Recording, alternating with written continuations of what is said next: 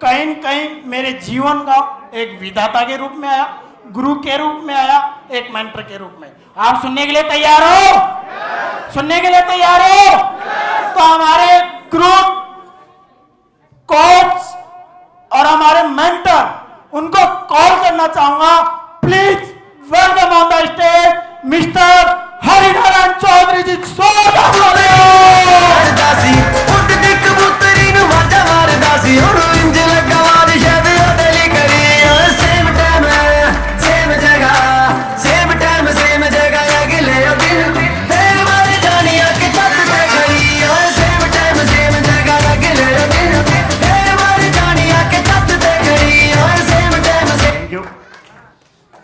सभी को नमस्कार। अभी शानदार तरीके से शादियां देख रहे थे, मजा आया कि नहीं आया? कितने लोग चाहते हैं कि ऐसा मान सम्मान हमारा और हमारे परिवार का भी हो? कुछ लोगों के हाथ खड़े नहीं हो रहे, तो भगवान देख रहा है, ऊपर वाला देख रहा है। तताश तो कर दिया तो फिर मेरी गारंटी नहीं है सम्मान होगा कि नहीं होगा। चाहते हैं सारे लोग? चलो बधाई हो, सभी का नंबर आने वाला है। जिसने जो लेवल अचीव किया उनका सम्मान होगा, और जिसका थोड़ा सा रह गया चिंता मत करो, 1.5-2 महीने बाद में फिर फंक्शन आएगा तो उसमें हो जाएगा। यस या नो?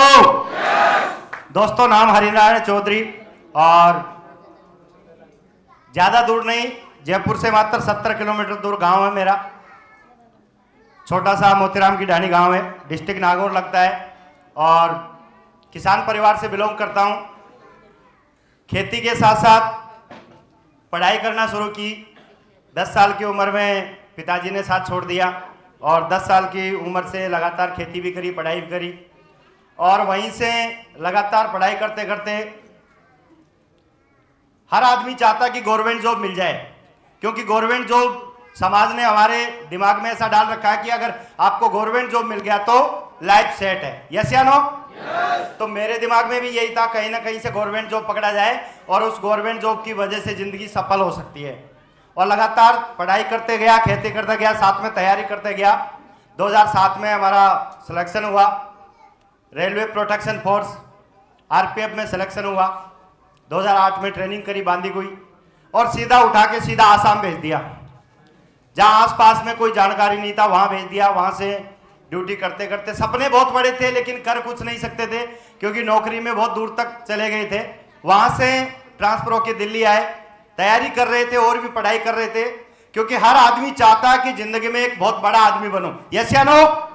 कितने लोगों के सपने हैं कि मैं बहुत बड़ा आदमी बनूं? सारे लोगों के हैं सपने? मेरे भी ऐसे ही सपने थे। हेलो, ध्यान इधर है। ज्यादा नहीं, 25 से 30 मिनट बात करूंगा, लेकिन ये गारंटी देता हूं कि इस बिजनेस को क्यों करना चाहिए और कैसे सफल हुआ जा सकता है, ये मैं आपको बताऊंगा आज। तो तैयार है सारे लोग? तो इस बिजनेस को मिलने से पहले मैं गवर्नमेंट जॉब कर रहा था, गवर्नमेंट जॉब के साथ साथ तैयारी कर रहा था। मैं सीआईएसएफ सब इंस्पेक्टर में मेरा सिलेक्शन हुआ था, लेकिन मैं गया नहीं, थोड़ा दूर बुलाया उन्होंने, तमिलनाडु। उसके बाद मैं फिर से तैयारी करने लग गया। सर के साथ, सर हमारे साथ में थे, दिल्ली में पोस्टिंग, पंकज सर, तो इनके साथ ही हम तैयारी कर रहे थे, कोचिंग कर रहे थे कि कुछ ना कुछ अच्छा जॉब मिल जाए, इससे भी बढ़िया नौकरी मिल जाए। तो उसके लिए हम काम कर रहे थे, पढ़ाई कर रहे थे नौकरी के साथ साथ। लेकिन उसी दौरान आरएस का भी पेपर लगता था, तो मैंने कोशिश करी कि मैं चलो आरएस कलेक्टर बन जाते हैं, थोड़ा सा आरएस बन जाएंगे, बढ़िया लाइफ हो जाएगी। यस या नो? तो मैंने भी उस टाइम पढ़ाई शुरू की। 2013 का आरएस प्री भी फाइट किया, लेकिन उसके बाद वो दौसा में पेपर चोरी होकर भर्ती कैंसिल हो गई। तो वहां भी लगा कि हाँ यार, भगवान आरएस तो नहीं बनाना चाह रहा। उसी दिनों में कुछ दिन बाद में क्या होता है, एक दिन शाम को, रात के 10 बज रहे थे, शाम क्या 10 बजे रात ही हो जाती है। और उस टाइम आज मैं कहूं तो मेरे जीवन के अगर कर्णधार हैं, जिन्होंने मुझे एकदम फर्श से उठा के अर्श पे लाके बैठा दिया, वो मेरे घर पे आए, मिस्टर पंकज सर और मिस्टर बत्तूराम सर। मैं चाहूंगा इनके लिए जोरदार तालियां। जोरदार, जोरदार नहीं, मजा नहीं है, जोरदार। Thank you. देखो ताली क्यों बजवा रहा हूं वो भी बता देता हूं मैं आपको। ताली बजाने में भी राज है, जानना चाहते हैं? बता दूं? हमारे बाबा रामदेव जी जो योग टीचर हैं, योग गुरु हैं, तो वो एक बात बताते हैं कि हमारे हाथों में कुछ पॉइंट ऐसे होते हैं जिनको दबाने से आदमी की जवानी बढ़ती है, यानी जवान होता है वो। अब हमें पता नहीं है कौन से पॉइंट को कब दबाना, पता है क्या? नहीं पता है ना, लेकिन ताली बजाएंगे तो कहीं ना कहीं तो दबी जाएगा, कभी ना कभी तो। और एक बार भी दब गया तो कहीं ना कहीं जवान हो गए। बजाओ जोरदार आपकी जवानी के लिए। ऐसे ही तैयारी करते जा रहे थे, उसी टाइम शाम को ये आए और आने के बाद इन्होंने एक ही बात बोली कि हरि जी आपकी जिंदगी बदल सकती है अगर एक 10 मिनट की बात है हमारी, अगर वो सुन लोगे तो मैं जिंदगी बदलने के लिए तो तैयार था ही। इन्होंने मुझे 10 बजे प्लान दिखाया, बिजनेस प्लान देखा, बिजनेस प्लान बहुत अच्छा लगा क्योंकि माइंड शुरू से पॉजिटिव था। बहुत सारे लोग बोलते हैं, ढेर सारे लोग बोलते हैं कि पता नहीं कंपनी भाग गई तो, पैसा नहीं आया तो, या फिर सामान नहीं मिला तो, 2 नहीं बने तो, इतने तो लगा देते हैं। यस या नो? लगाते हैं कि नहीं लगाते? तो बहुत सारे लोग बोलते थे कि ऐसा नहीं होता, ऐसा नहीं होता। मेरे दिमाग में एक ही चीज थी कि क्या पता मैं डायमंड बन गया तो। इन्होंने बताया 50 लाख आ जाएंगे 4 साल में, मैंने यही सोचा 50 लाख आ गए तो, डायमंड बन गया तो, विदेश यात्रा हो गई तो, लाखों रुपए महीने की इनकम हो गई तो। मैंने यही सोच के इस बिजनेस की शुरुआत की और शुरुआत करने के बाद मैं कंटिन्यू काम करता गया और इस बिजनेस को शुरू किया। जहां लोग बोलते थे 2 नहीं आते हैं, मैंने काम करना शुरू किया। मेरे साथ 2 भी आए, 10 भी आए, 100 भी आए, 1000 भी आए, 10,000 भी आए, 20,000 भी आए। आज मेरे साथ टोटल लगभग 32,000 लोगों का नेटवर्क है। तो पता नहीं चला कब कहां से कहां नेटवर्क हो गया। एक बात का भरोसा किया, हमारे ग्रेट गुरु पंकज सर ने एक ही बात बोली थी, चिंता मत करो 4 साल। क्योंकि मुझे वो बात समझ में आ गई थी। इन्होंने एक ही बात बोली थी कि या तो 40 साल या 4 साल, कौन सा लेना चाहोगे? 4 साल या 40 साल? क्योंकि रिटायरमेंट में 40 साल लग जाते, 22 साल की उम्र में नौकरी लग गया था, 60 साल की उम्र होते होते लगभग 38 साल मेरी नौकरी हो जाती। लेकिन इन्होंने एक ही बात बोली, अगले 4 साल में आप रिटायर हो सकते हो। मैंने बोला सर पक्का गारंटी के साथ 4 नहीं, मैं 5 साल दूंगा, बस जो आप बता रहे हो वो होना चाहिए। तो इन्होंने बोला चाहे स्टाम्प पे लिखवा लो, जो मैं बता रहा हूं वो होगा। और मैंने इन पे भरोसा किया और काम करते करते लगातार काम करते गया। और मैं आपको बताऊं, मैं गवर्नमेंट जॉब कर रहा था, गवर्नमेंट जॉब के साथ साथ इस बिजनेस को शुरू किया था। लेकिन मैंने कमिटमेंट किया था कि 2018 के बाद गवर्नमेंट जॉब नहीं करूंगा और वो कमिटमेंट मेरा पूरा हुआ। 17 जनवरी 2019 को मैंने नौकरी को रिजाइन करके जय हिंद जय भारत सेफ शॉप करना शुरू किया। और मैं बताना चाहूंगा सेफ शॉप ने भी मुझे डायमंड बना के रिटायर कर दिया। और 33 की उम्र में मैं यंग भी, रिच भी और रिटायर था।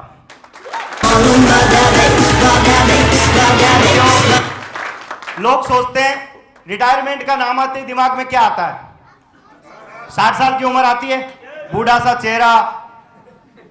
पता है डिपार्टमेंट में जब जाते हैं ना, किसी भी जॉब में, चाहे गवर्नमेंट हो चाहे प्राइवेट हो, किसी भी जॉब में जाते हैं तो हम क्या है, एकदम पके हुए आम की तरह जाते हैं। बिल्कुल आम देखा ना पका हुआ, वैसे जाते हैं। डिपार्टमेंट हमें चूस चूस के बिल्कुल, जब 60 साल की उम्र होती है ना तो घर वालों को गुठली की तरह पकड़ा देते हैं। बोला ये चूसी हुई गुठली है, इसको आप रख लो। यस या नो? ये रियल स्टोरी है। अगर किसी की 20 साल की नौकरी होगी, 25 साल की हो गई, 30 साल की अगर किसी की नौकरी है तो वो यहां बैठे होंगे, उनको पता चल रहा होगा कि नौकरी से क्या होता है। नौकरी से सिर्फ दाल रोटी चलती है। इस बिजनेस को करते करते आज मैं बताऊं, सर के माध्यम से, सर ने बोला था लाखों रुपए आएंगे। मुझे इतना भरोसा नहीं था कि लाखों आएंगे कि नहीं आएंगे। दोस्तों 3 छोटे बहन भाई थे, तीनों की शादी करी, मकान बनाए, लगभग 15.5 लाख का कर्जा था मेरे ऊपर। नौकरी करने के बावजूद कर्जा था। तो उस कर्जे को चुकाने के लिए मैंने इस बिजनेस की शुरुआत करी थी। और मैं आपको बताना चाहूंगा इस बिजनेस के माध्यम से वो कर्जा भी चूक गया और पैसा इतना आ रहा आज लगातार। अगर मैं बात करूं पैसे की तो लगातार यहां से मैंने कभी सोचा नहीं था कि 2 लाख रुपए सप्ताह भी आते हैं। मैंने नहीं सोचा था। मैंने ये सोचा था कि महीने के भी अगर 1 लाख आ जाएंगे तो बहुत बढ़िया हो जाएगा। यस या नो? मार्केट में देखो कोई 1 लाख भी कमाता है ना तो ऐसे बिल्कुल चौड़ा होकर चलता है। बिल्कुल चलता है कि नहीं चलता? कोई आपका पड़ोसी होगा, देखा होगा। लेकिन यहां आने के बाद पता चला कि लाखों रुपए आते हैं। अभी तक मैंने कमाए यहां से मैंने 1000 रुपए का चेक भी लिया था शुरू में, 4500 का चेक बनवाया था सर ने। 3 लोगों की ज्वाइनिंग पे बनता है कि नहीं बनता? अभी 5900 बनता है, उस टाइम 4500 बनते थे। तो सर के माध्यम से चेक बना, बड़ी खुशी हुई। चलो 8000 लगाए थे, 4.5 तो आ गए और काम करना शुरू किया लगातार। 1000 भी कमाए तो 10,000 भी कमाए, 50,000, 1 लाख, 10 लाख, 20 लाख, 50 लाख भी कमाए। अब तक मैं टोटल अर्निंग की बात करूं 1 करोड़ 30 लाख से ऊपर कमा चुका हूं। इंग्लिश मीडियम पढ़ी हुई, हॉस्टल में सोने कढ़ी। Thank you. ज्यादा नहीं, मात्र 6 साल में। अब बताओ 6 साल में अगर मैं नौकरी कंटिन्यू नौकरी से कितना कमा पाता, क्योंकि साल का 4 लाख मिलता था, 3.5-4 लाख बस। तो कितना हो जाता साल, 6 साल में कितना कमाता मैं नौकरी से बस। लेकिन इधर देखो 6 साल में कितना कमाया, 1 करोड़ से ऊपर कमाया। यस या नो? तो भाई साहब ये बिजनेस है, सेल्फ मेड करोड़पति बनने का बिजनेस है। ये बिजनेस आपको अपने दम पे यहां से करोड़ों रुपए कमाने का बिजनेस है। और इस बिजनेस में लगातार करते करते पता नहीं चला अचीवमेंट इतने सारे आ गए, ढेर सारे अचीवमेंट। यहां से मैंने 17 अक्टूबर 2017 को एक गाड़ी की मैंने सोची थी कि चलो गाड़ी ले लेते हैं। हर आदमी का सपना होता है 4 व्हीलर, यस या नो? 4 व्हीलर का सपना देखा था। इससे पहले सपना देखते थे कि सेकेंड हैंड अल्टो ले लेंगे और उसमें गैस किट लगा लेंगे, चलती रहेगी आराम से। जुगाड़ देखता आदमी जब पैसा नहीं होता। लेकिन इस बिजनेस के दम पे मैं होली के दिन मेरे घर से कमिटमेंट करके निकला था, अपनी माताजी को एक कमिटमेंट करके निकला था कि मैं अगर घर पे आऊंगा दिवाली को तो गाड़ी लेके आऊंगा, अदरवाइज मैं घर पे नहीं आऊंगा। लोग पता नहीं क्या बोलते क्या नहीं बोलते, लेकिन मुझे एक कमिटमेंट था, क्योंकि सर ने गाड़ी ले ली थी उस टाइम। सियाज गाड़ी चलाते थे सर, और बत्तूराम सर है मेरे ग्रेट गुरु, तो वो भी i20 गाड़ी चलाते थे। तो मेरा भी सपना था कि एक 4 व्हीलर यहां से मैं अचीव करूं। और मैंने काम करना लगातार जारी रखा, फोकस पूरा किया लोगों पे, और काम करते करते ग्रेट गुरुओं के आशीर्वाद से 17 अक्टूबर 2017 को मेरे हाथ में 16.5 लाख रुपए की हुंडई क्रेटा की गाड़ी यहां से मेरे हाथ में चाबी थी। Thank you. ले जाके घर पे माताजी के चरणों में चाबी रख दी और मैंने एक ही बात बोली थी, माताजी अभी गांव की सबसे महंगी गाड़ी आपकी है। तो माताजी की आंखों से आंसू आ रहे थे, क्योंकि कभी 4 व्हीलर का सपना था नहीं। पिताजी 10 साल की उम्र में छोड़ के